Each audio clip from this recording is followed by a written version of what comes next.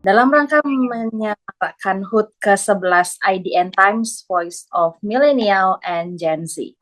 Liga debat ini bertujuan memperkuat kemampuan berpikir kritis, argumentatif, dan keterampilan public speaking mahasiswa di seluruh Indonesia.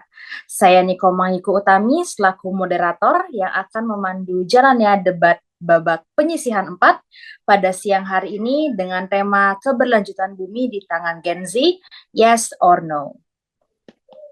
Ya, senang banget nih bisa melihat kawan-kawan di sini sudah hadir ya lengkap di Zoom meeting dan kita akan menyaksikan dua tim mahasiswa terbaik yang akan adu argumen secara intelektual dan juga sportif. Tapi sebelum itu kita perkenalkan lagi nih para panelis kita yang hebat dan telah hadir untuk menilai kawan-kawan. Di sini ada Kak Ari Rostika Utami, Outreach and Advocacy Manager Yayasan Indonesia Cerah. Kita sapa lagi Kak Ari, selamat siang. Selamat siang, Kak Yuko. Sudah recharge kah Kak Ari? Alhamdulillah, semoga teman-teman semangat ya hari ini. Oke, terima kasih Kak Ari. Kita sekarang beranjak ke Kak Enda Grimunia, selaku Policy Analyst Manager New Energy Nexus Indonesia. Halo Kak Enda. Oke, mungkin Kak Enda menyusul ya. Dan satu lagi ada Mas Prigi Arisandi, founder Ekoton. Halo Mas Prigi, selamat siang. Halo, selamat siang semuanya. Semangat. Oke, sudah recharge ya, ya kesal sudah tampak lebih segar gitu ya. Dan sekarang karena kita sudah sapa-sapa para moderator kita dan sudah kenalan juga, kita akan menyapa kedua tim yang akan berdebat pada siang hari ini. Dari tim Pro ada Telkom University. Bagaimana kabarnya kawan-kawan? Semoga sehat ya. Sekarang saya berikan waktu kepada ketua tim untuk memperkenalkan diri dan anggotanya juga beserta dari jurusan mana aja. Waktunya 1 menit ya kawan-kawan. Silakan. Halo semua, perkenalkan kami dari Telkom University. Saya sendiri Muhammad Wifa Erlangga dari jurusan S1 Informatika. Selanjutnya teman-teman saya. Perkenalkan, saya Niko Haryono, biasa dipanggil Niko, dari jurusan S1 Akuntansi. Perkenalkan teman-teman dan rekan sekalian, nama saya Niken Heni Putri dari program studi S1 Akuntansi. Terima kasih. Oke, terima kasih kawan-kawan dari Telkom University. Dan juga kita akan langsung beranjak ke tim kontra untuk berkenalan ya, Universitas Gajah Mada. Silakan teman-teman ketua timnya untuk memperkenalkan diri, anggota beserta jurusannya. Silakan. Baik, terima kasih Kak. Assalamualaikum warahmatullahi wabarakatuh. Dewan yang terhormat dan moderator serta penonton sekalian. Perkenalkan Jason dari Universitas Gajah Mada, saat ini sedang mempelajari di Fakultas Hukum, dan saya bersama rekan setim saya yaitu Jesse dan Brian. Mungkin bisa memperkenalkan sendiri-sendiri. Halo, selamat siang semuanya. Saya Brian dari Fakultas Ekonomi dan Bisnis S1 Manajemen. Sekali lagi, good luck buat pertandingannya. Halo semuanya, kenalin aku Jessica dari Fakultas Hukum.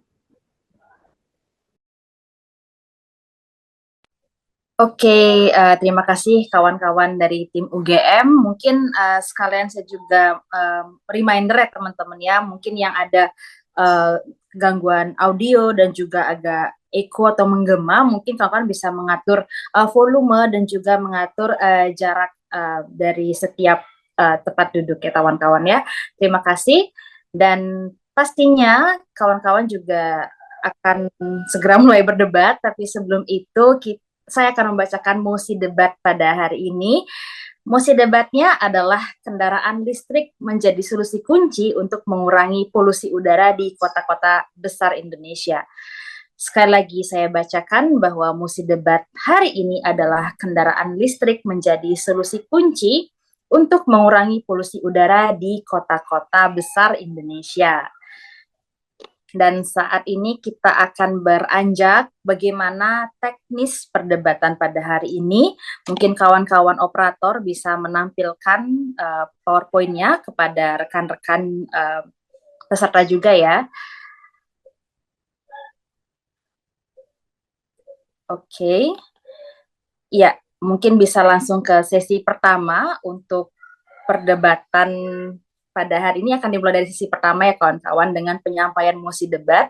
Jadi setiap tim itu mendapatkan waktu 10 menit baik tim pro maupun kontra dengan alokasi waktu 4 menit kepada ketua tim, anggotanya yang kedua ada 3 tim, maksud saya 3 menit dan anggota ketiga mendapatkan waktu 3 menit untuk menyimpulkan mosi debat. Yang kedua, di sisi keduanya itu ada saling sanggah dan tanya jawab. Jadi tim pro akan mendapatkan waktu 5 menit untuk menyampaikan sanggahan dan 2 pertanyaan untuk tim kontra. Lalu tim kontra mendapatkan waktu 5 menit untuk menanggapi sanggahan dan pertanyaan dari tim pro. Selanjutnya tim kontra dengan waktu 5 menit melontarkan sanggahan dan pertanyaan untuk tim pro, dan tim pro selama 5 menit nantinya akan menanggapi sanggahan dan pertanyaan dari tim kontra. Dan sisi ketiga yaitu pertanyaan dari panelis, dan panelis itu masing-masing memberikan 1 pertanyaan kepada tim pro dan tim kontra, dan tim pro dan kontra akan mendapatkan waktu masing-masing 6 menit ya per tim untuk menanggapi pertanyaan dari panelis. Next, ada sesi keempat ya dengan closing argumen. Jadi nanti di closing argumen kawan-kawan setiap timnya akan mendapatkan waktu selama 3 menit untuk menyampaikan penutup ya dan juga meyakinkan tentang mosi yang diangkat. Pada momen closing argumen ini kawan-kawan tidak diperkenankan menyanggah pernyataan pada sesi tanya jawab. Jadi fokus pada meyakinkan tentang mosi yang diangkat. Begitu kawan-kawan. Jadi sudah mungkin semakin meresap ya bagaimana teknis perdebatan pada hari ini. Jadi untuk saat ini kita akan langsung saja untuk memulai debatnya. Tapi sebelum itu kita akan tanya-tanya dulu nih dari Telkom University dan Universitas Gadjah Mada. Apakah sudah siap? Mungkin teman-teman bisa memberikan reaksi berupa jempol atau emoticon yang menandakan kesiapan kawan-kawan. Nah, kalau misalnya sudah siap, kita langsung mulai saja perdebatan di babak penyisihan 4 Liga Debat Mahasiswa IDN Times 2025 hari ini. Tapi tahan dulu teman-teman. Jadi sebelumnya kita mau foto bersama dulu nih peserta dan para panelis. Jadi silahkan mengaktifkan kameranya karena akan di capture sama kawan-kawan operator. Operator, apakah sudah siap? Sudah siap. Oke, silakan ya, saya akan pandu. 1, 2, 3. Baik, satu lagi ya, gaya bebas. Mungkin 1, 2, 3. Oke, ya sudah. Ini ya melemaskan sedikit ya otot-otot kawan-kawan. Sekarang kita akan lanjut ya ke sesi yang pertama banget nih. Oke, tadi ada info nih untuk dari peserta UGM atas nama Jessica Olivia. Tadi suaranya kurang jelas, mungkin bisa diatur audionya, ada reminder ya. Oke, sudah aman. Oke, sudah direspon juga oleh Jason selaku ketua tim tadi ya kalau nggak salah dari UGM. Oke, terima kasih remindernya kakak panitia dan juga semoga udah lebih baik ya audionya. Kita langsung saja untuk memulai sesi pertama. Jadi pemaparan mosi untuk tim pro dari Telkom University. Silakan menyampaikan mosi debat selama 10 menit. Waktu dimulai saat tanda waktu menyala, dipersilakan.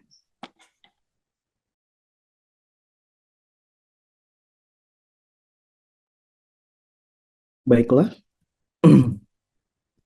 Selamat siang para Dewan Juri. Kami dari tim Pro sangat mendukung untuk menggunakan kendaraan listrik ini sebagai solusi kunci untuk mengurangi polusi udara di kota besar, yang merupakan masalah yang sangat besar terjadi di Indonesia. Dan ini adalah cara yang sangat efektif untuk jangka panjang dan juga jangka pendek. Sebelum itu, kenapa harus kendaraan listrik? Sumber masalah udara bukan hanya dari kendaraan, bukan.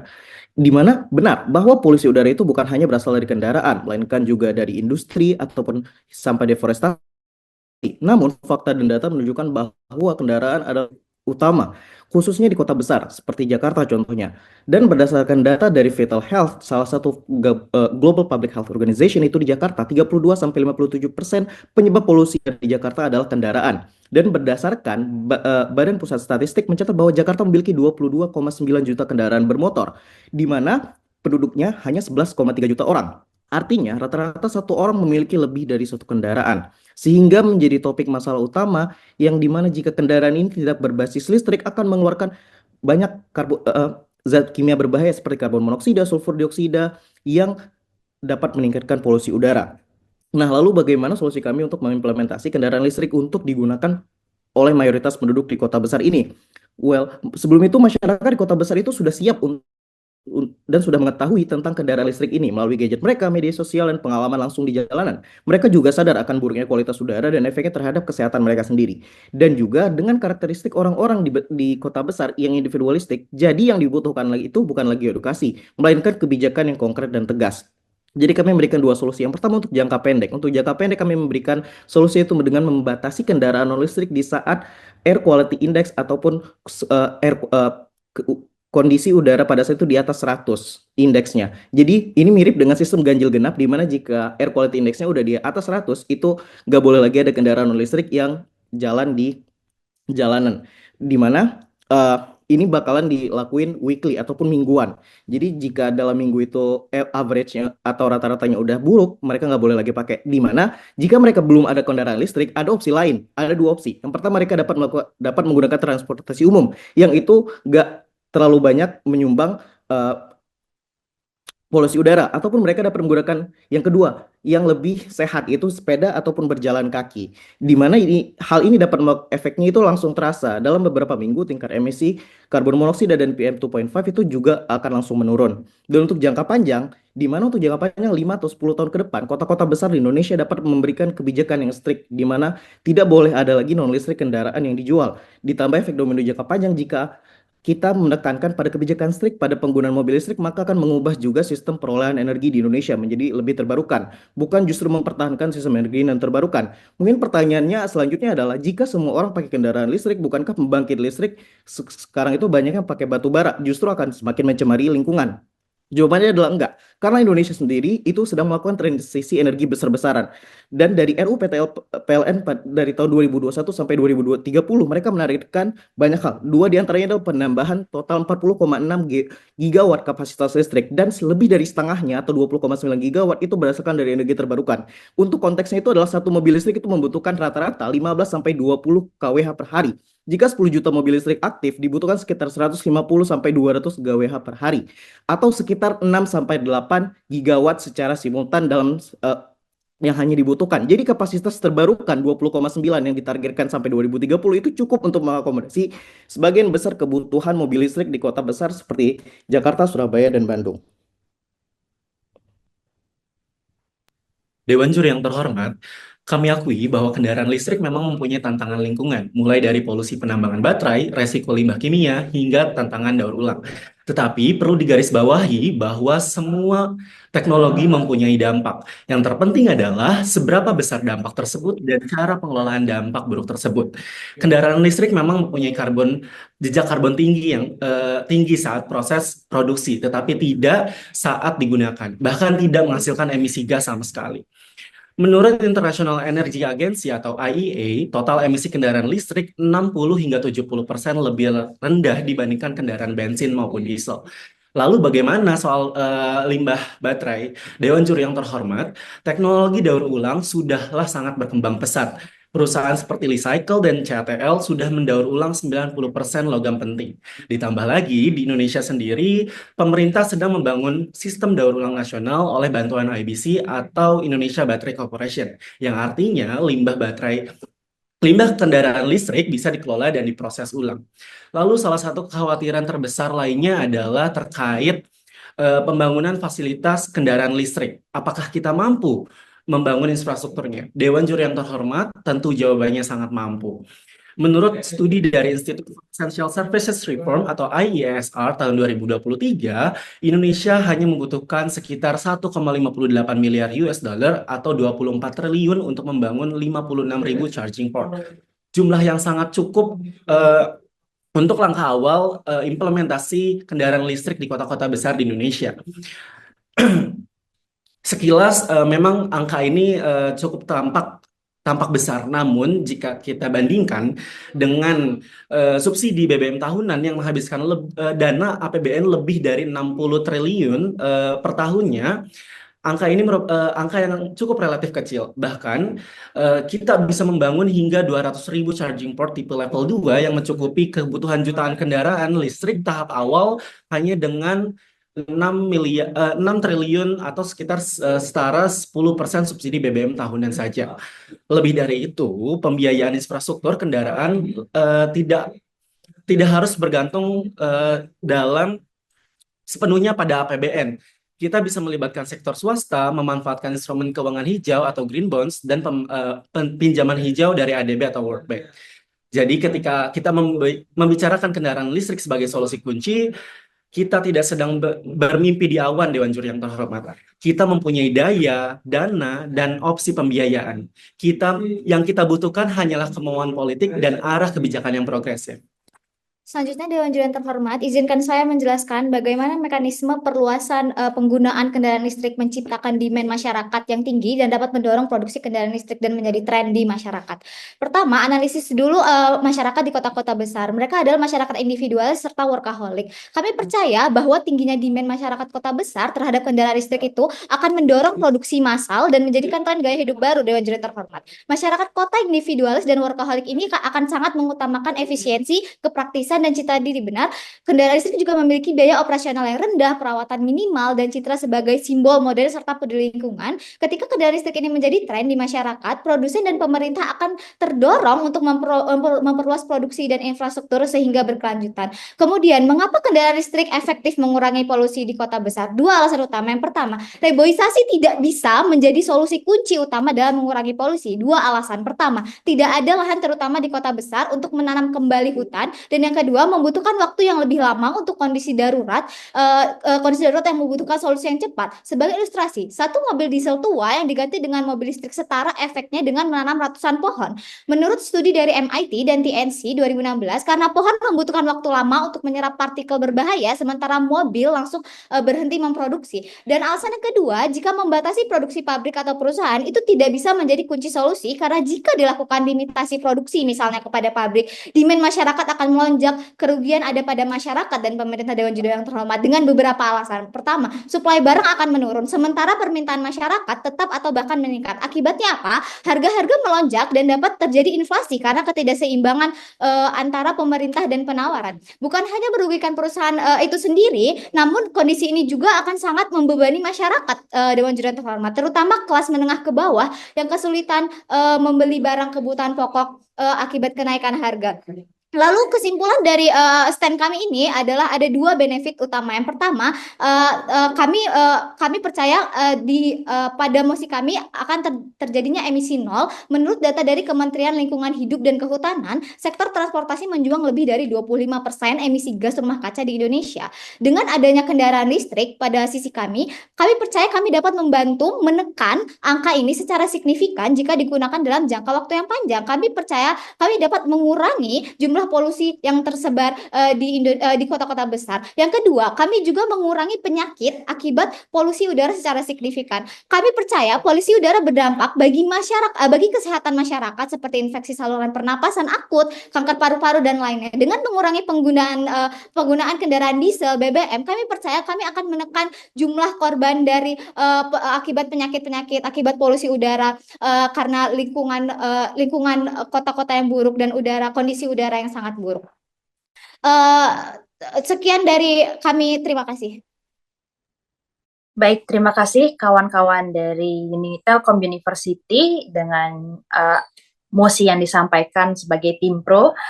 Lalu untuk selanjutnya tim kontra, mungkin sekali lagi saya ingatkan bisa audionya sudah jelas ya, semoga sudah jelas. Jadi untuk tim kontra dari Universitas Gajah Mada. Waktunya 10 menit dimulai saat tanda waktu menyala. Silakan. Tes, apakah kedengaran jelas? Terdengar. Wahana Lingkungan Hidup Indonesia menyebutkan bahwa kendaraan listrik tidak memiliki signifikasi besar dalam memitigasi masalah polusi, termasuk polusi Jakarta dan juga di kota-kota besar lainnya. Sebab secara kausalitas, polusi yang terjadi hari ini bukan hanya karena transportasi, melainkan akumulasi dampak dari aktivitas multisektor seperti PLTU, industri manufaktur, dan aktivitas masyarakat. Sehingga Dewan Juri yang terhormat sebagai tim oposisi katakan tidak ada resep tunggal atau satu solusi kunci. Artinya jawaban dari polusi udara yang hanya bertumpu pada kendaraan listrik tidak solusi secara praktis. Oleh karena itu Dewan Juri dukung tim oposisi yang memanifestasikan transformasi secara sistemik. Bagaimana mekanisme terbaik dalam misi penurunan polusi dalam kami?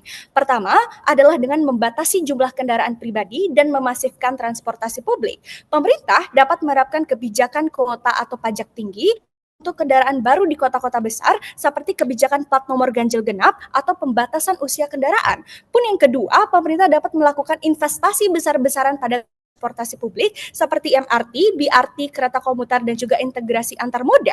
Sehingga Dewan Juri, pemerintah yang awalnya melakukan anggaran subsidi kepada EV sebesar 7 triliun pada tahun 2024 bisa dialokasikan terhadap sektor yang lebih holistik dalam sisi kami. Dan pun yang ketiga, pemerintah dapat melakukan subsidi agar pada akhirnya ada tendensi dari masyarakat untuk menggunakan transportasi publik itu sendiri. Yang kedua, pemerintah dapat melakukan transisi sumber energi listrik jadi energi terbarukan. Menurut Greenpeace Indonesia, jika NZE adalah tujuannya, maka persoalan energilah yang seharusnya diprioritaskan Dewan Juri. Hal ini pun sesuai dengan rekomendasi dari Paris Agreement, sehingga pemerintah seharusnya mendorong pemensiunan diri dari PLTU batubara, yang mana ini adalah sumber utama dari baterai dalam kendaraan listrik, sehingga pemerintah harus memfasilitasi pembangkit listrik yang lebih lama energi, seperti pembangunan angin geometral ataupun panas bumi. Dan pun Dewan Juri berdasarkan International Energy Agency yang menunjukkan bahwa 51% emisi yang terjadi di Indonesia adalah penyebab utamanya adalah batu bara ataupun baterai dari kendaraan listrik itu sendiri. Oleh karena itu, dua mekanisasi ini harus dipertimbangkan di kedua. Memasuki analisis argumen, mengapa eksekusi daripada kendaraan listrik tidak berdampak pada pengurangan polusi? Dua alasan. Pertama, implementasi yang sulit dan kendala mekanisme, tetapi kedua adalah implikasi mudaratnya justru lebih besar terhadap keberlanjutan lingkungan. Pertama, implementasi yang sulit. Adopsi kendaraan listrik pada tahun 2024 saja hanya mencapai 207.000 unit di Indonesia. Artinya Dewan Juri ini hanya sebesar 1% dari akumulasi total kendaraan yang ada di Indonesia. Dengan pangsa yang minus 1% ini menunjukkan bahwa kontribusi EV terhadap penurunan polusi di Jakarta ataupun di kota-kota besar sangatlah minim secara praktiknya. Sehingga Dewan Juri pada akhirnya ketidaksiapan infrastruktur dan juga biaya yang mahal inilah yang menjadi faktor utama gagalnya transisi kepada transformasi kendaraan listrik. Alasan kedua, implikasi daripada kendaraan listrik lebih banyak mudaratnya terhadap keberlanjutan lingkungan. Fakta bahwa research utama dari kendaraan listrik adalah batu bara yang berasal dari proses pertambangan. Berdasarkan data dari energi, batu bara menyumbang sekitar 40% dalam bauran energi nasional. Artinya apa? Jika akselerasi skala massal berbasis kendaraan pribadi ini digencarkan dalam sisi mereka, maka proses ekstraksi sumber daya alam juga akan terjadi secara massal. Jakarta pada akhirnya mungkin tidak akan rusak, tetapi Sulawesi dan Maluku akan mendampung dampak tersebut. Hal ini terjadi di Nikel Sulawesi misalnya, lebih dari 200.000 hektar lahan diekstraksi yang berdampak pada ekosistem lokal di sana. Dewan Juri, elektrifikasi kendaraan listrik hanya akan menggeser sumber polusi di jalan raya kepada lokasi pembangkit listrik. Kondisi ini hanya menciptakan ilusi mitigasi karena secara keseluruhan emisi tetap tinggi dan terkonsentrasi di wilayah yang lain. Dewan Juri yang terhormat, sementara kami setuju bahwa permasalahan pemanasan global dan polusi udara yang sangat tidak terkontrol di kota besar merupakan isu yang serius dan harus diselesaikan. Kami menganggap argumen dari tim pro cukup naif dan hanya melihat polusi udara dari satu sisi. Kenyataannya, mayoritas polusi udara di Indonesia tidak berasal dari penggunaan transportasi. Berdasarkan data dari International Energy Agency, 51% polusi di Indonesia berasal dari pembangkit listrik yang masih bertenaga batu bara. Dan ini terdapat di kota besar, terutama di kota besar dengan populasi yang jauh lebih besar.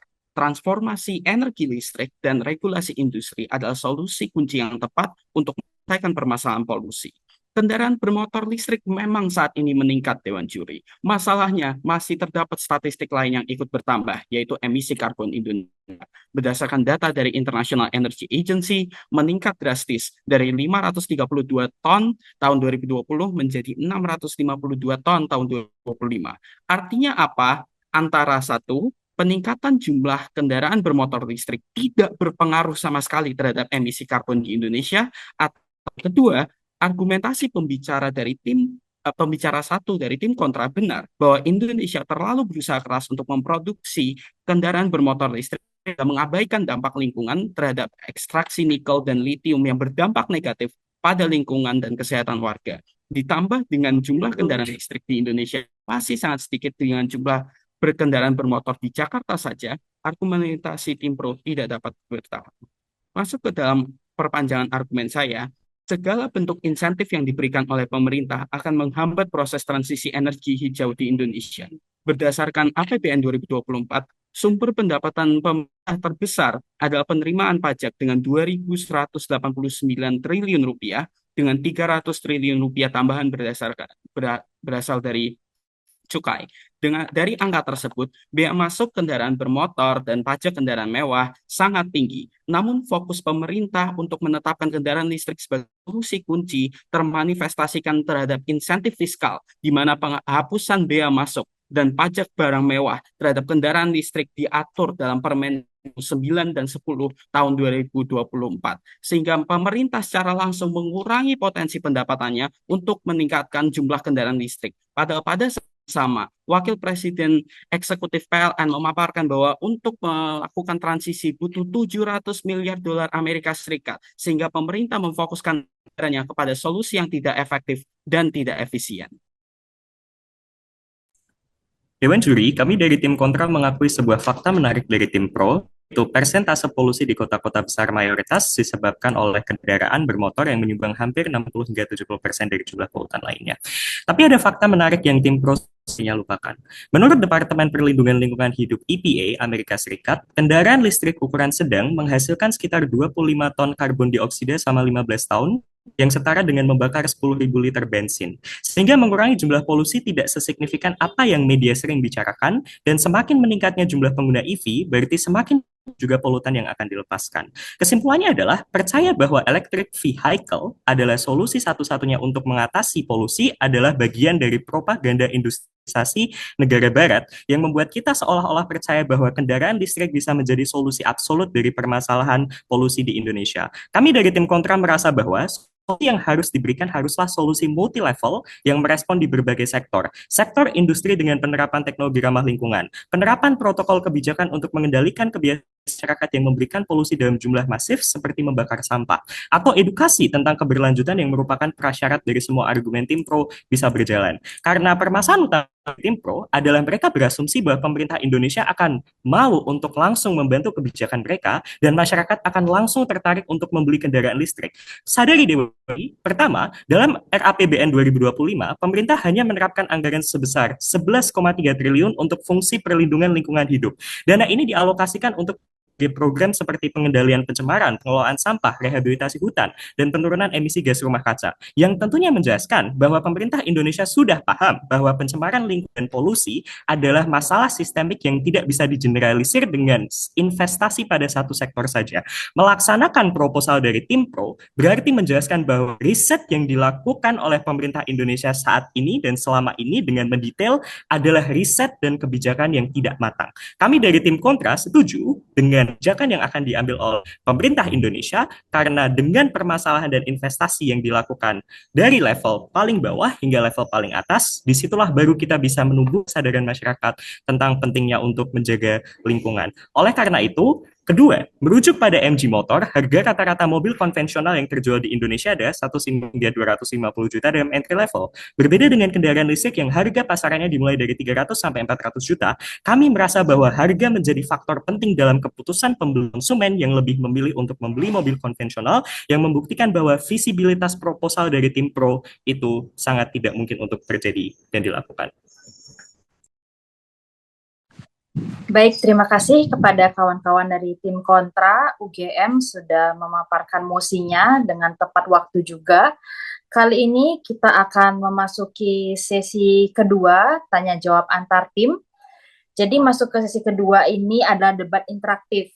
Yang pertama akan dimulai oleh tim pro yang akan menyanggah mosi dari tim kontra dan memberi 2 pertanyaan. Jadi untuk sesi yang tim pro lakukan sekarang, waktunya adalah 5 menit, dimulai saat tanda waktu menyala, dipersilakan.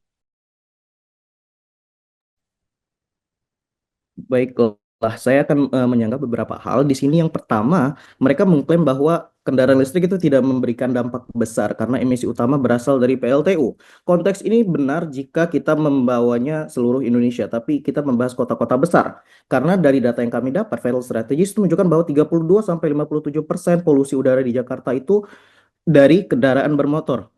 Karena seperti yang saya sudah bilang, dari data 22,7 atau 2 lipat dari total orang yang ada di Jakarta itu memiliki kendaraan.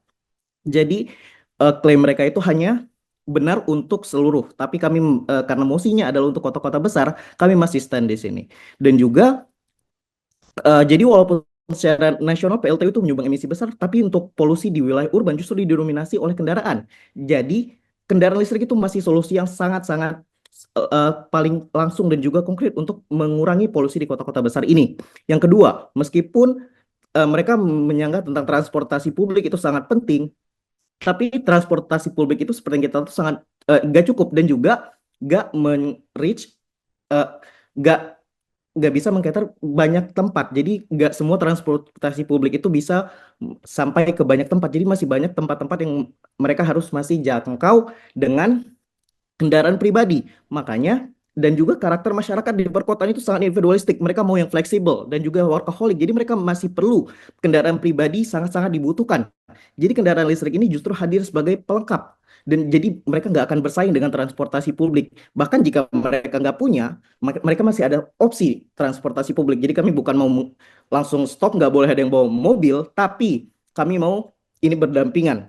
Dan yang ketiga, mereka ada argumen bahwa implementasi EV ini sulit karena baru 130.000, hanya beberapa unit saja seribuan. Itu tapi dari 2024 itu ada 130.000 unit yang udah ada, di mana pertumbuhannya ini adalah eksponensial. Jadi mereka hanya melihat awal-awal di saat hanya beberapa company yang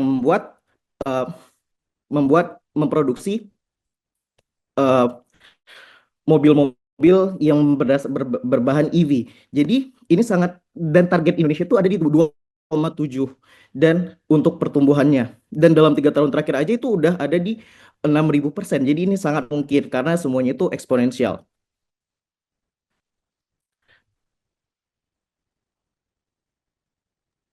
Dewan Juri yang terhormat, kami setuju bahwa transportasi umum adalah bagian penting dari solusi jangka panjang. Tetapi mosi hari ini bukan memilih antara kendaraan listrik ataupun transportasi umum yang sudah tadi tim kontra jelaskan. Justru kami yakin bahwa kendaraan listrik adalah solusi kunci karena fleksibel, bisa dipakai oleh publik maupun sektor transportasi umum, seperti halnya bus Transjakarta yang sekarang sudah beralih menggunakan armada atau armada transportasi listrik, dan juga kereta LRT dan MRT juga yang menggunakan listrik, dan juga ojek online yang sudah memang berbasis electric vehicle atau kendaraan listrik yang mulai berkembang saat ini. Dan juga mengenai bagaimana kendaraan listrik ini dijadikan solusi sebagai dijadikan solusi besar untuk listrik Indonesia yang masih menggunakan sumber dari batu bara itu sendiri. Dewan juri yang terhormat, kami tetap yakin electric vehicle atau kendaraan listrik tetap lebih efisien karena electric vehicle bersifat decarbonization enabler dan lebih mudah mengganti sumber listrik secara bertahap untuk menekankan peraturan seperti ini dibandingkan mengganti jutaan eh, dibandingkan mengganti jutaan dibandingkan membangun fasilitas-fasilitas yang sudah tidak tidak terlalu dibutuhkan. Selanjutnya, mereka membahas tentang aksesibilitas mobil elektrik. Tapi kami sudah bahas karena demand dan tren perusahaan akan berlomba-lomba untuk membuat inovasi dan kendaraan listrik yang masih aksesibel dan lebih murah karena mereka tetap butuh konsumen. Benar, manusia di kota tetap butuh kendaraan untuk memaksimalkan efisiensi waktu. Dua pertanyaan untuk kontra. Bagaimana transportasi umum saja bisa cukup jika semua orang harus naik transportasi umum, terutama di kota besar? Kedua, apakah kalian terus membiarkan kendaraan Waktu habis. Mohon maaf, waktunya sudah habis kepada tim pro. Saatnya tim kontra untuk menanggapi sanggahan dan pertanyaan dari tim pro. Waktunya 5 menit, dimulai saat tanda waktu menyala.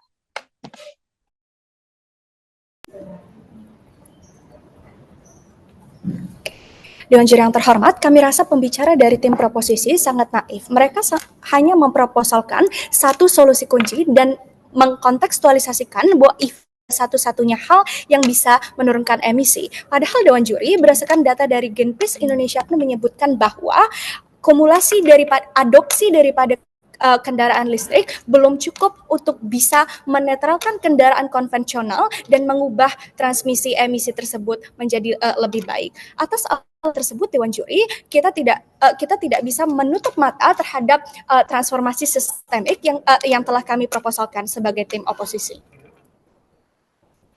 Baik, tim pro menjelaskan bahwa mereka ini hanya berada dalam konteks kota-kota besar saja. Namun data ini pun tidak dapat dijelaskan secara akurat karena kenyataannya lembaga independen yang melakukan penelitian soal polusi udara seperti CREA menyebutkan bahwa pencemaran lintas batas antara Provinsi Banten, Jawa Barat merupakan kontributor pencemaran udara terbesar di kota seperti Jakarta. Yang paling tinggi adalah sektor industri, energi pembangkit listrik, dan manufaktur. Hingga saat ini, terdapat 16 PLTU basis batu bara yang berada dekat dengan Jakarta, dengan 10 di Banten, 6 lainnya di Jawa Barat, sedangkan industri manufaktur yang tercatat dalam tahun 2019 terdapat 418 fasilitas yang ditemukan dalam radius 100 km di daerah metropolitan Jakarta. Ini berarti kontributor terbesar dan kenyataannya adalah kontributor terbesar dari polusi tersebut bukan dari kendaraan, tapi kenyataannya dari industri dan pembangkit listrik yang menggunakan batu bara. Sehingga ini menjelaskan juga kenapa pertambahan kendaraan listrik tidak berbanding lurus dengan pengurangan emisi karbon di Indonesia. Tim Pro juga menjelaskan bahwa pertumbuhan kendaraan listrik menunjukkan bahwa elektrifikasi menjadi transportasi besar untuk transportasi berkelanjutan. Sayangnya, tren pertumbuhan kendaraan listrik tidak sebanding untuk menggantikan populasi kendaraan konvensional. Hingga tahun 2024, jumlah kendaraan listrik di Indonesia baru mencapai 207.000 unit, suatu angka yang sangat kecil dibandingkan dengan populasi kendaraan bermotor nasional yang mencapai puluhan juta unit. Bahkan di DKI Jakarta saja, jumlah kendaraan bermotor melebihi 26 juta unit. Rendahnya tingkat adopsi ini menunjukkan bahwa kendaraan untuk berdampak langsung pada perkotaan, baik jangka pendek maupun jangka menengah, sehingga pada akhirnya pemerintah tidak dapat untuk melakukan kebijakan yang tepat dan efektif.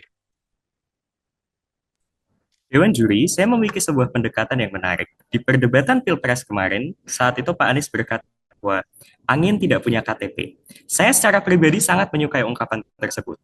Polusi udara adalah fenomena yang terkoneksi antar daerah.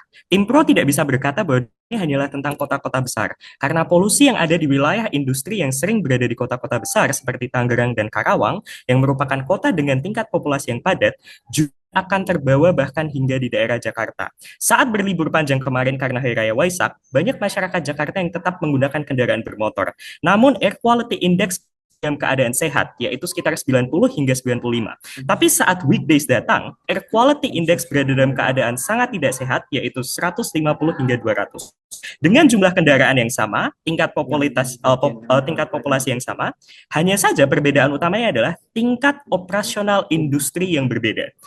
Fakta ini saja menunjukkan bahwa menangani masalah polusi di kota besar juga perlu melibatkan wilayah lain dan solusi sistematik sebagai bagian dari kebijakan lingkungan yang saling terintegrasi.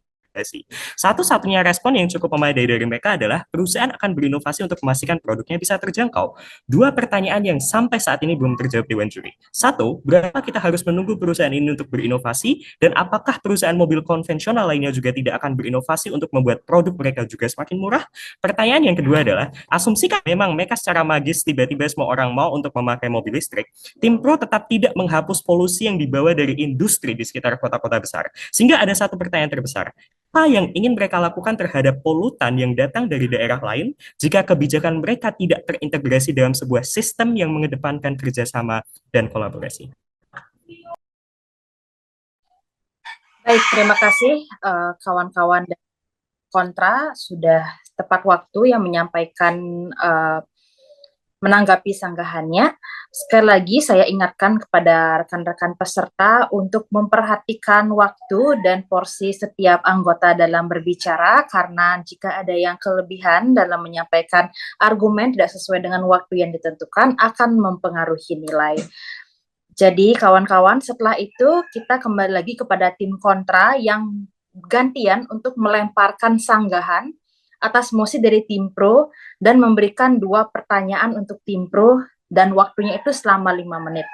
Kepada tim kontra bisa dimulai saat tanda waktu menyala. Dipersilakan. Memasuki ke dalam poin sanggahan Dewan Juri. Pertama, mereka mengatakan bahwa secara kapabilitas Indonesia telah mampu menghasilkan teknologi kendaraan listrik. Bagaimana respon kami?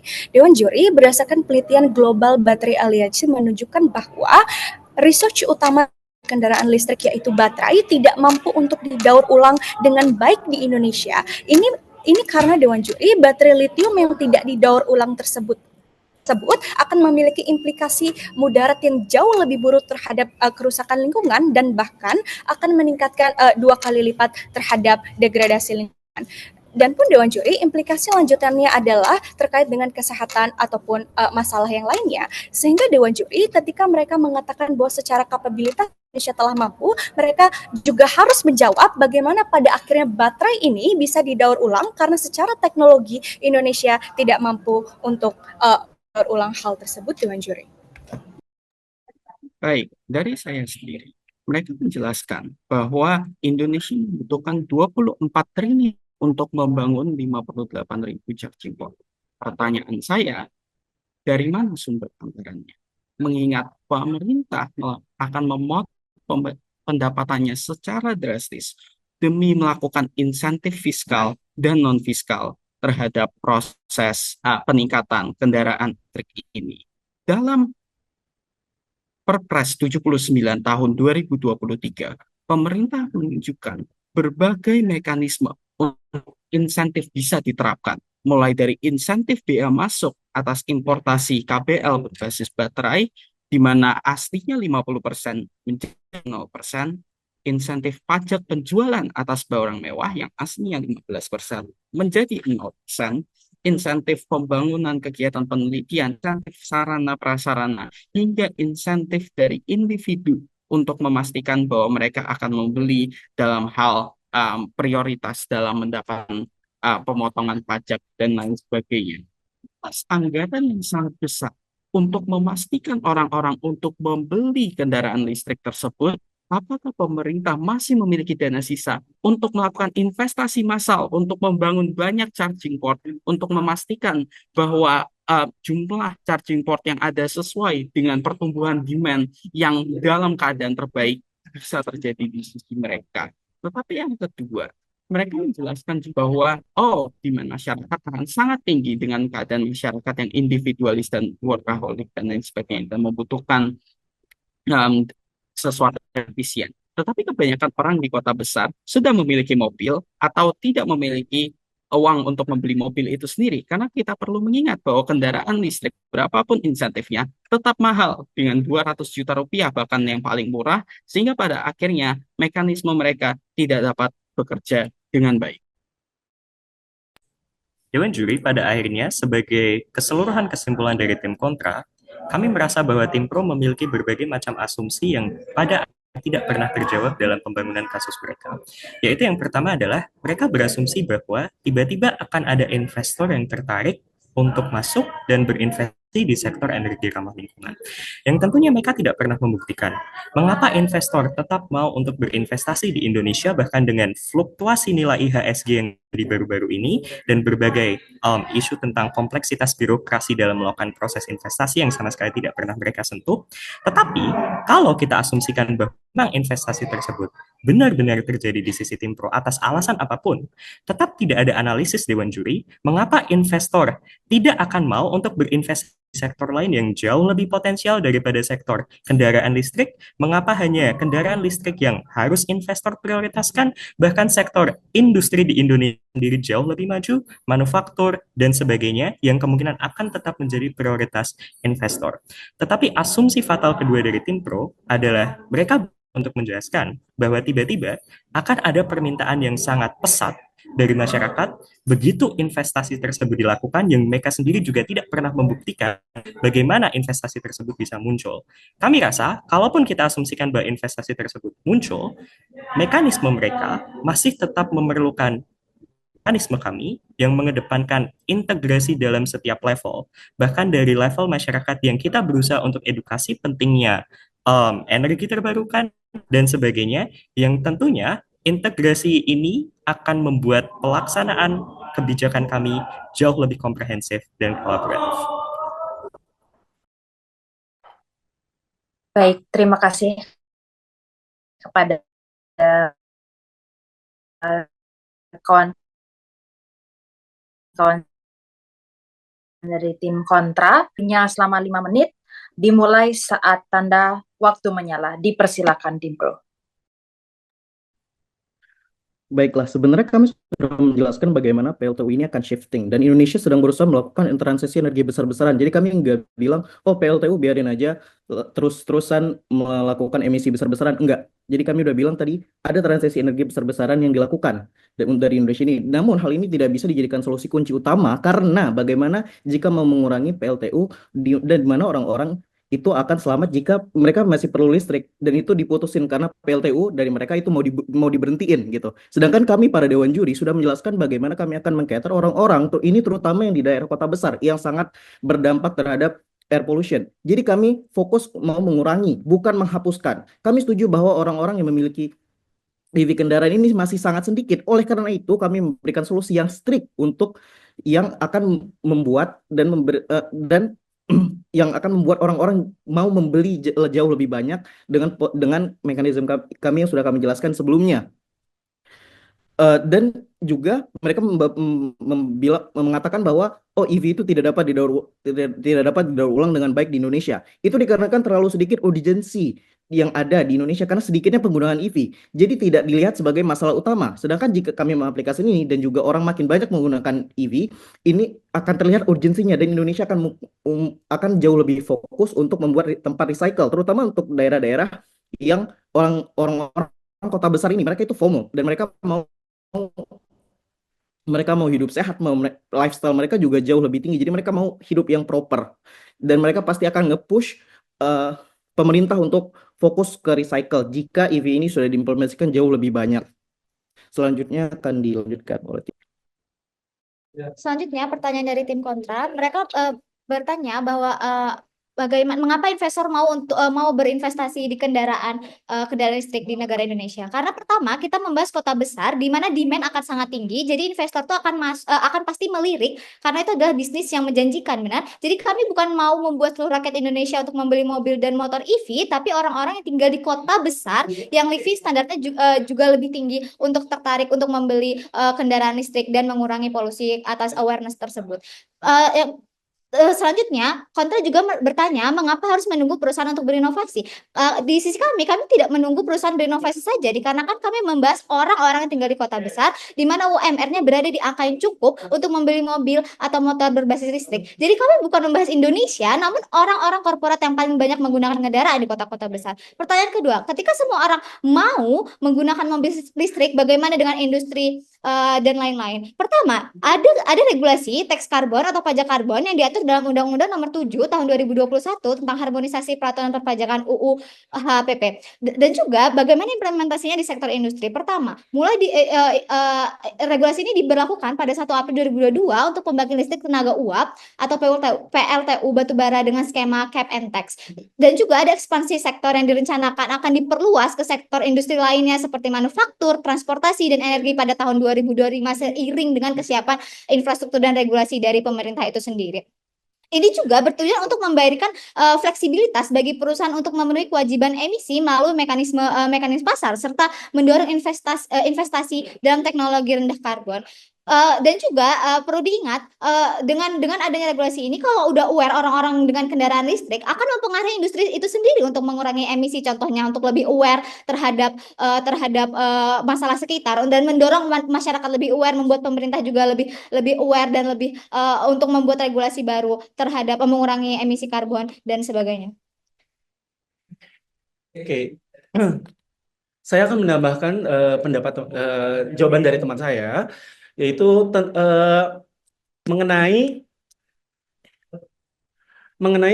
teknologi yang teknologi yang disampaikan oleh tim kontra yang bahwasanya teknologi di Indonesia belum mampu atau belum cukup untuk merecycle atau memperbaharui atau mendaur ulang sampah-sampah atau waste dari kendaraan-kendaraan mobil listrik yang ada di Indonesia. Dewan Juri yang terhormat, teknologi daur ulang baterai EV atau electric vehicle ini sudah tersedia matang secara global. Contohnya yang sudah saya jelaskan sebelumnya seperti perusahaan Recycle dan CATL sudah mendaur ulang 90% sampah logam yang ada di dunia. Jadi Indonesia dapat mengimplementasikan dan dapat mempelajari mempelajari ilmu-ilmu tersebut dari negara lain. Oke. Sekian dari kami. Terima kasih tim Pro untuk menjawab sanggahan dan juga pertanyaan dari tim kontra. Kawan-kawan semuanya mungkin bisa tarik nafas dahulu dan juga sedikit peregangan karena kita akan memasuki sesi ketiga, yaitu pertanyaan dari para panelis. Jadi para panelis akan memberikan pertanyaan kepada masing-masing tim pro maupun tim kontra. Dan masing-masing panelis boleh memberikan satu pertanyaan kepada kedua tim, atau satu panelis juga bisa memborong 3 pertanyaan sekaligus. Dan kawan-kawan nanti akan mendapatkan waktu untuk menjawab pertanyaan panelisnya selama 6 menit. Kawan-kawan diingatkan juga untuk mencatat setiap pertanyaan yang ditujukan kepada tim kalian. Baik, kepada para panelis, karena sudah siap, saya persilakan. Terima kasih. Oke, selamat Mbak Ari dulu, atau Mbak Enda? Oke, silakan, terima kasih. Selamat siang ya untuk Dwiva, Niku, Niken, Jason, Brian, dan Jessica ya. Luar biasa, tukar argumen terkait dengan penggunaan mobil listrik itu. Tadi diungkapkan data di tim pro ya, ada 60 triliun subsidi untuk BBM gitu. Karena ini ada efisiensi, yakinkan pemerintah terkait dengan mohon untuk kedua tim bisa meyakinkan pemerintah terkait efisiensi. Taruhlah kita akan menghemat sekitar 20 triliun. Uang subsidi itu akan kita alihkan pada proyek lain terkait dengan pemanasan global ya, mengurangi pemanasan global. Satu, mobil listrik, dua, MRT dan solar panel ya, untuk program di kota besar. Jadi tolong yakinan kami dari 3 program ini mana yang paling efektif, efisien dengan alokasi anggaran 20 triliun di APBN kita untuk mengurangi subsidi BBM tadi ya. Jadi mobil listrik, MRT atau solar cell, mana yang paling utama? Yakinkan kami. Terima kasih.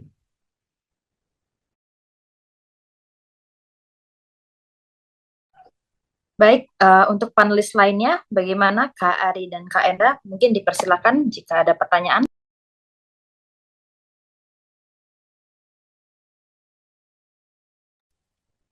Mbak Enda? Mbak Ari dulu nih. Untuk Oh, ada, tapi setelah Mbak Ari. eh, ini mobil listrik ini jadi memang tren ya saat ini dan apalagi untuk kota-kota besar. Jadi kayaknya banyak orang yang berlomba-lomba FOMO kalau nggak punya mobil listrik. Eh, tapi tolong yakinkan kami dari sisi keadilan iklimnya. Bagaimana mobil listrik ini menjadi bagian dari keadilan iklim yang saat ini yang dampaknya saat ini kita rasakan untuk kedua pihak ya. Terima kasih. Oke, silakan. Terima kasih Kak Ari. Ini untuk 2 tim yang tadi ya, Kak Enda, dipersilakan. Thank you. Dari tadi argumennya menarik banget. Tapi kalau misalnya boleh, gimana ya cara memastikan bahwa tiap-tiap masyarakat memang bisa mengakses ke EV tersebut dan tidak ada ketimpangan kemampuan di daerah untuk memberikan insentif ke electric vehicle. Paling itu aja sih. Terima kasih. Kak Enda, saya memastikan pertanyaan yang tadi apakah untuk kedua tim? Oke, baik. Terima kasih. Jadi semoga teman-teman terima kasih ya para panelis, semoga kawan-kawan sudah mencatat pertanyaan dari para panelis kita hari ini. Dan langsung saja mungkin karena sudah ada pertanyaannya, jadi teman-teman bisa siap-siap terlebih dahulu. Dan akan kita berikan kesempatan nih kepada tim kontra terlebih dahulu untuk menjawab pertanyaan dari para panelis. Waktunya 6 menit setelah tanda waktu menyala, dipersilakan.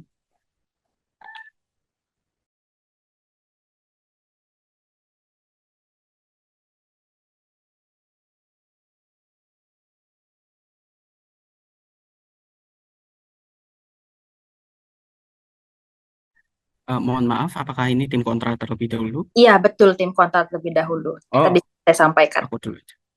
Oke, baik. Terima kasih untuk pertanyaannya kepada keseluruhan panelis. Saya akan menjawab terlebih dahulu dari pertanyaan Riki Arisandi mengenai uang subsidi itu mau diarahkan ke EV atau solar panel. Tentu saja kami akan menjawab solar panel.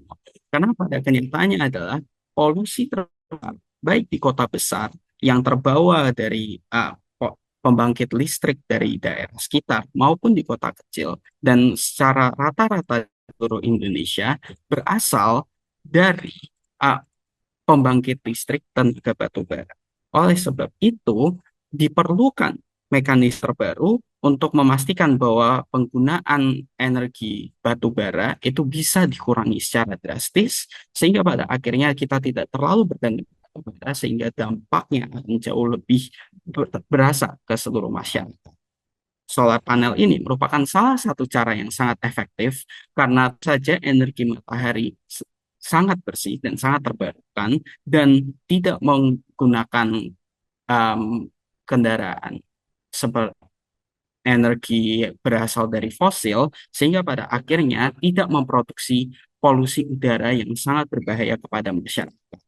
Maafnya dengan EV seperti yang dijelaskan sebelumnya, satu, tidak ada penjelasan dari demand dari sisi tim pro. Dua, polusi yang diberikan juga signifikan, pengurangan polusi yang diberikan juga tidak signifikan. Dan yang ketiga, meningkatkan polusi dengan peningkatan tambang dan peningkatan ekstraksi sumber daya mineral yang ada terjadi di sisi pro. Menjawab pertanyaan kedua, bagaimana keadilan iklim dapat terjadi di dunia mereka? kami katakan tidak akan pernah Dewan Juri. Bicara soal kesetaraan dan juga inklusivitas, maka kedua tim harus bisa memastikan bahwa iklim tidak akan semakin parah, degradasi lingkungan tidak akan semakin parah dalam dunia mereka. Namun faktanya bahwa produksi kendaraan listrik, khususnya baterai, Dewan Juri memerlukan ekstraksi logam seperti nikel, kobalt dalam skala yang sangat besar. Di Indonesia misalnya, sebagai salah satu eksportir nikel terbesar di dunia, mengalami tekanan secara ekologis yang signifikan akibat kegiatan pertambangan dan juga operasional smelter yang banyak sebab industri tenaga batu bara. Bayangkan Dewan Juri jika hal yang sama juga akan terjadi jika kendaraan listrik ini semakin masif dan juga diadopsi. Ini membuktikan bahwa ketidakadilan iklim sangat terjadi di sisi mereka. Pun yang kedua, ketika mereka mengatakan bahwa EV lebih ramah lingkungan karena tidak mengonsumsi BBM dan emisinya sangat rendah, namun seperti yang sudah kami katakan bahwa mereka hanya akan menggeser polusi tersebut kepada tempat di mana industrialisasi dari nikel dan juga batu bara itu dilakukan. Jakarta misalnya mungkin pada akhirnya akan kekurangan emisi, namun pada akhirnya akan bergeser ke Sulawesi ataupun pulau yang lain. Ini membuktikan bahwa ketidakadilan iklim dan juga inklusivitas daripada iklim tidak akan pernah terjadi dalam dunia mereka, Dewan Juri yang terhormat. Baik, terima kasih Dewan Juri. Saya di sini sebagai perwakilan dari tim kontra. Saya izin menjawab pertanyaan terakhir terkait dengan bagaimana cara masyarakat mengakses EV atau electronic vehicle. Tentunya, panelis mungkin ada beberapa catatan yang perlu kedua tim pertimbangkan, yaitu adalah catatan UMR di kota-kota besar. Di tahun 2024, umumnya pendapatan per individu adalah 6,5 juta secara agregat di kota-kota besar yang termasuk Semarang, Surabaya, Jakarta, Jogja, dan berbagai macam ibu kota provinsi lainnya berdasarkan website indonesiabaik.id. Tentunya 6,5 juta tersebut akan dialokasikan untuk berbagai macam kebutuhan individu, seperti kebutuhan tempat tinggal, di mana tim pro sendiri mengakui bahwa kita hidup di zaman di mana inflasi berkembang dengan pesat, harga-harga komoditas makin melonjak, dan kita asumsikan bahwa satu-satunya disposable income yang akan diterima oleh individu, yaitu pendapatan yang bisa mereka belanjakan, mungkin sekitar 2,5 juta, karena 4 juta sudah habis untuk kebutuhan keseharian, biaya tempat tinggal seperti kos, dan sebagainya. Tentunya Dewan Juri, 2,5 juta itu akan semata-mata hanya dialokasikan untuk membeli EV. Individu juga perlu menabung untuk berbagai macam hal yang tidak bisa diprediksi.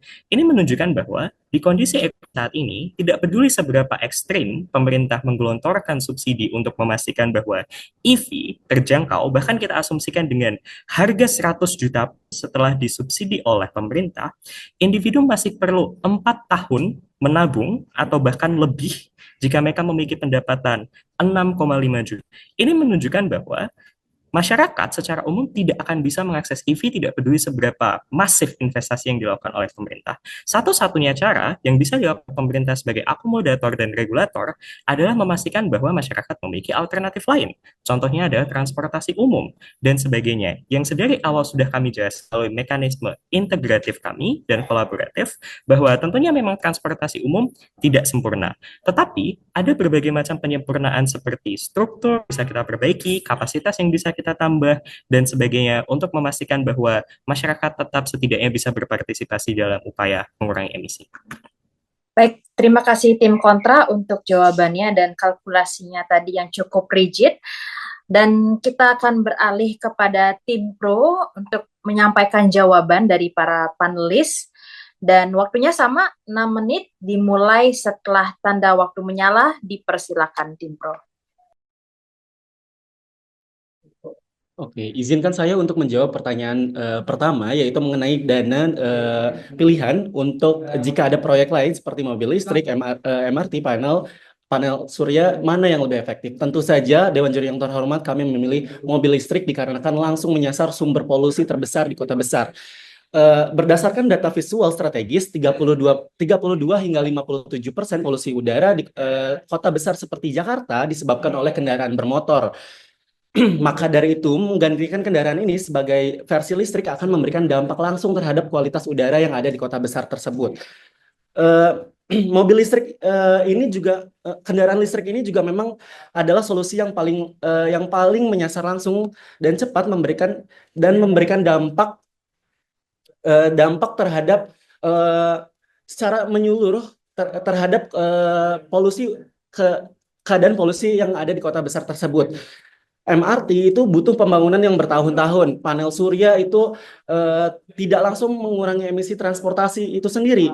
Nah, maka dari itu solusinya adalah electric vehicle atau kendaraan listrik yang harus segera digunakan dengan pembangunan infrastruktur yang memang lebih cepat dan juga mengurangi emisi dari karbon itu sendiri.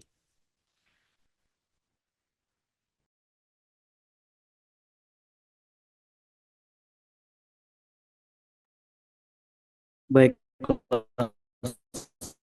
selanjutnya saya akan menjawab yang kedua itu tentang keadilan iklim dan jadi FOMO kan. Nah, jadi keadilan iklim itu berarti kita harus melindungi kelompok-kelompok yang paling terdampak dari polusi ya. Masyarakat kelas daerah kota-kota besar ini. Jadi mereka setiap hari itu terlalu kena emisi kendaraan yang sangat besar-besaran. Jadi ketika mobil listrik itu menjadi mayoritas dan emisi di jalan utama turun drastis, maka mereka jadi orang kelompok yang pertama yang merasakan manfaat yang langsung. Sedangkan jika kita bilang, oh ini akan membawa ke daerah-daerah seperti Papua. Well, di Papua di sana masih banyak hutan-hutan.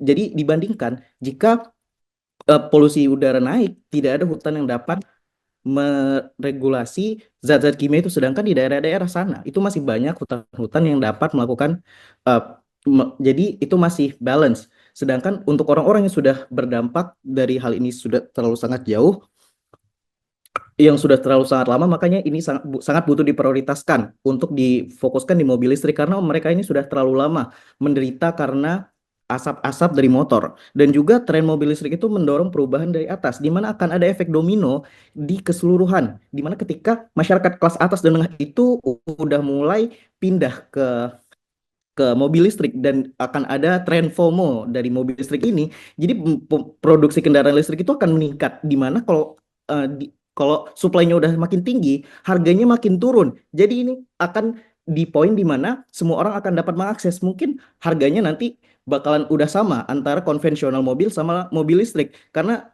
udah makin meningkat karena demand-nya tadi, dan supply juga makin banyak karena makin banyak orang yang minta mobil listrik ini.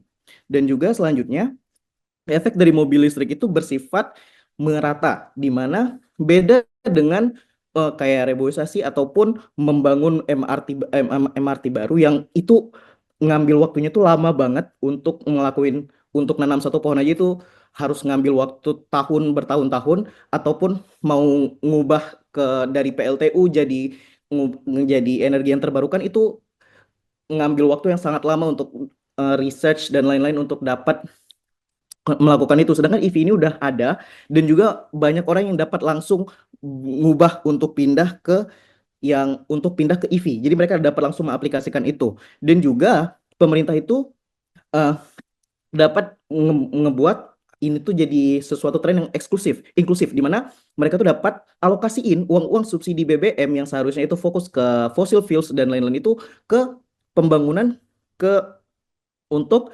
yang berfokus di renewable energy, terutama di wilayah-wilayah yang padat untuk mengurangi PLTU itu.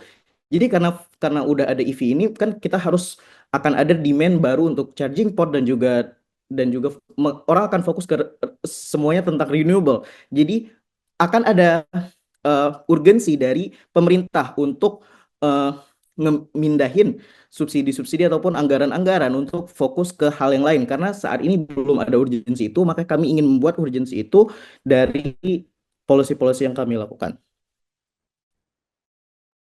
Selanjutnya, menjawab pertanyaan nomor 3 mengenai akses terhadap ketimpangan daerah terhadap kendaraan listrik tersebut. Menurut kami, untuk jangka panjang ini pasti akan dapat sangat aksesibel karena kita bisa karena sudah kami jelaskan bahwa adanya demand, perusahaan tetap butuh konsumen, dan untuk aksesibel ini untuk setiap daerah jika sudah difokuskan implementasi di kota besar, contohnya di Jakarta, di Bandung, di Surabaya, ini akan membawa akibat ke setiap daerah dikarenakan ini menjadi suatu tren. Orang-orang jadi FOMO, ini menjadi tren di masyarakat. Dan juga jika sebagian besar mid-high menggunakan masyarakat mid-high menggunakan electric vehicle, maka kayak masyarakat menengah ke bawah dapat menggunakan transportasi publik contohnya, atau bisa menggunakan motor listrik yang jangkauannya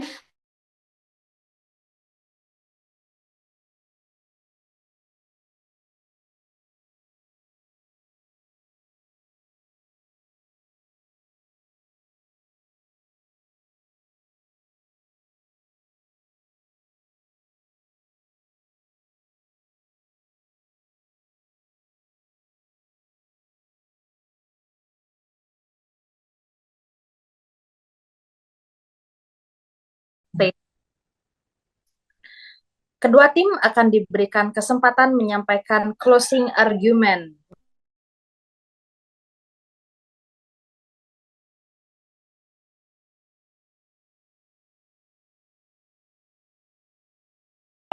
Namun menyatakan argumentasi yang meyakinkan bahwa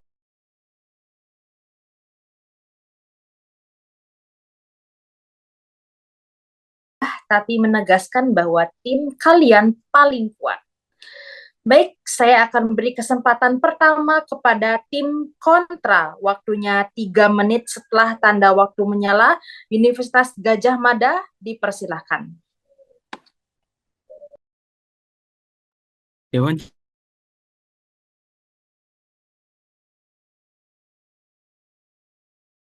juri untuk mengurangi polusi udara, tetapi sayangnya eksekusinya sangat kurang.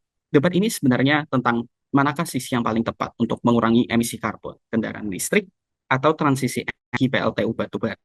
Kami sudah menjelaskan bahwa PLTU batubara yang seharusnya diganti karena energi hijau, karena jumlah polusi yang besar yang didukung oleh banyak data dan lebih efisien, mengingat tidak perlu berharap dan berdoa seperti tim pro terhadap peningkatan demand dari masyarakat. Sedangkan kendaraan listrik terlalu mahal untuk masyarakat, pemerintah tidak memiliki anggaran, investor sulit untuk investasi, dan tidak efektif dan merusak lingkungan.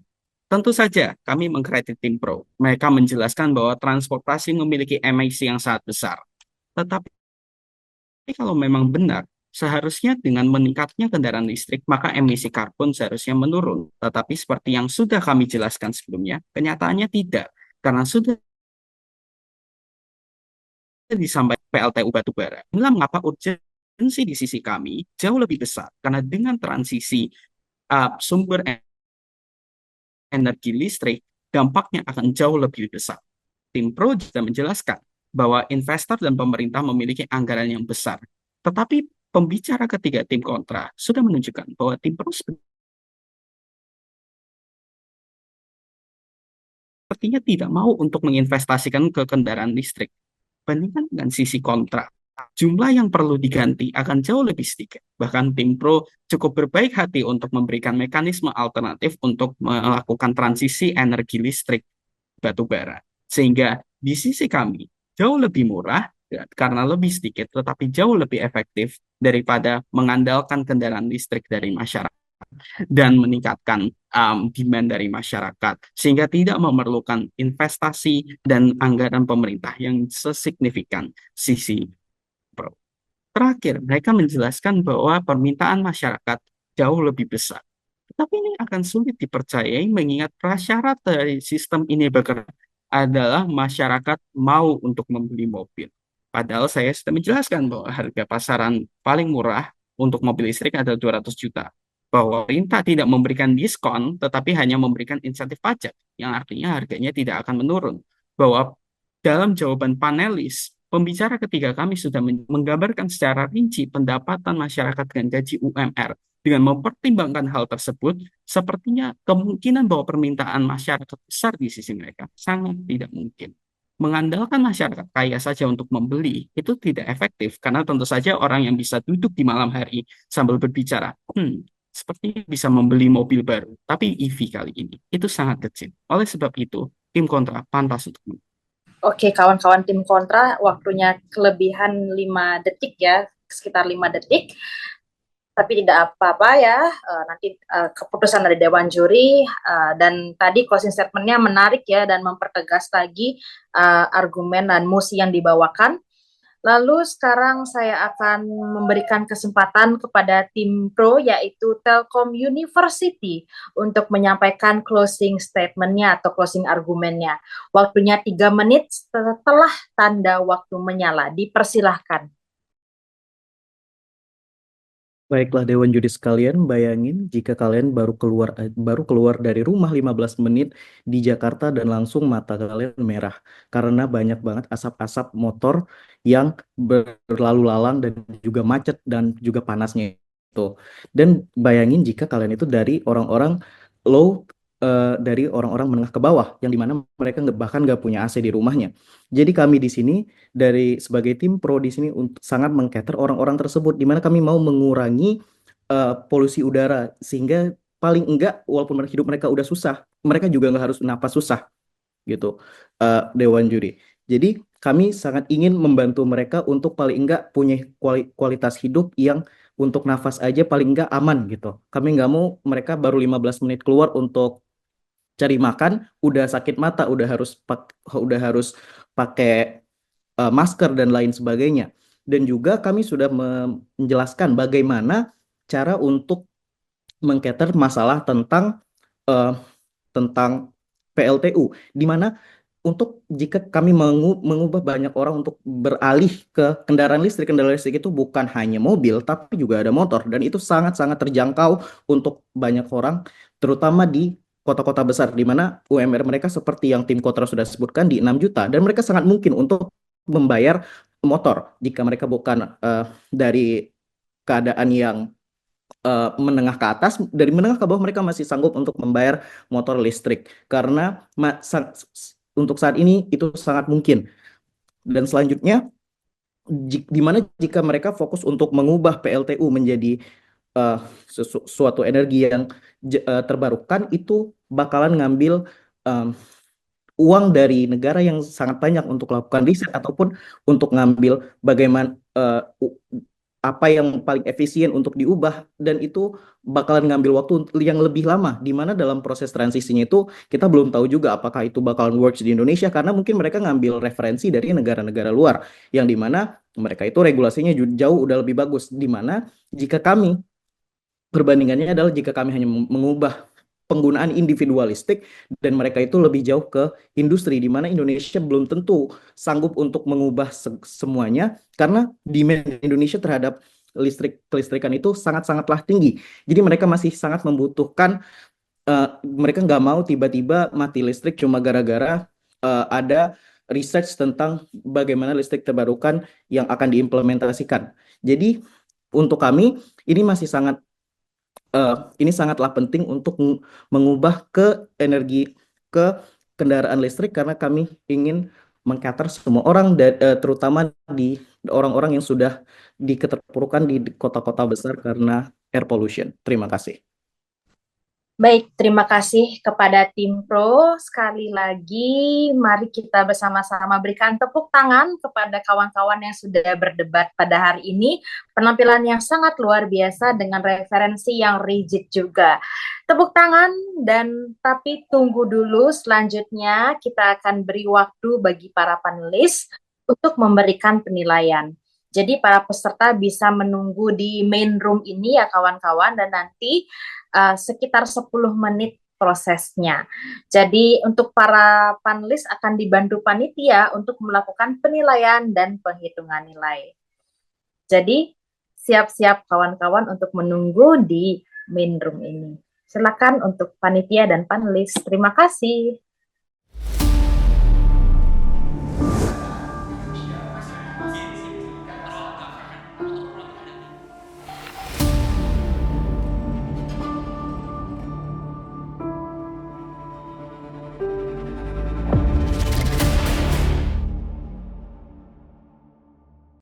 Baik, kawan-kawan mungkin bisa kembali ya ke main room dan juga menyalakan kameranya, fitur kamera pada Zoom. Karena saya dapat bisikan nih, katanya panelis telah selesai melakukan penilaian begitu. Jadi sekarang saya akan memberikan kesempatan, saya persilakan kepada salah satu panelis untuk membacakan ya hasil penilaian dari babak penyisihan 4 kali ini. Silakan panelis. Oke, yang akan menyampaikan dari saya. Suaranya kedengeran nggak ya? Atau agak noise?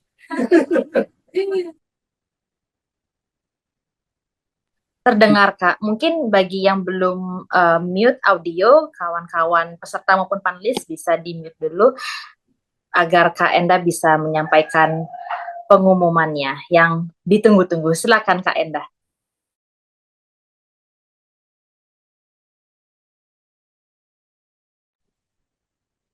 Semoga udah nggak noise ya. Selamat siang, aku Enda dari salah satu panelis. Tadi kita udah discuss buat keputusannya. Kita ngelihat diskusi kali ini sebenarnya seru banget.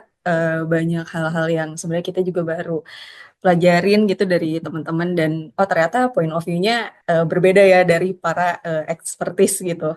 Dari cara gimana dari teman-teman bisa eh, merespon pertanyaan yang baru datang gitu, yang mungkin tidak ada di catatan teman-teman dan bagaimana teman-teman mengadres questions dari lawan itu sebenarnya jadi poin penilaian juga gitu. Jadi tadi ada beberapa yang mungkin kelihatannya agak panik gitu ya waktu ngejawab questions, terus juga mungkin responnya juga akhirnya kurang tertata gitu. Kalau misalnya tadi dilihat dari poin-poin argumennya, sebenarnya kalau misalnya agak tenang sedikit gitu atau lebih strategis lagi, kayaknya bisa nih gitu buat lebih menangin sesinya kayak gitu.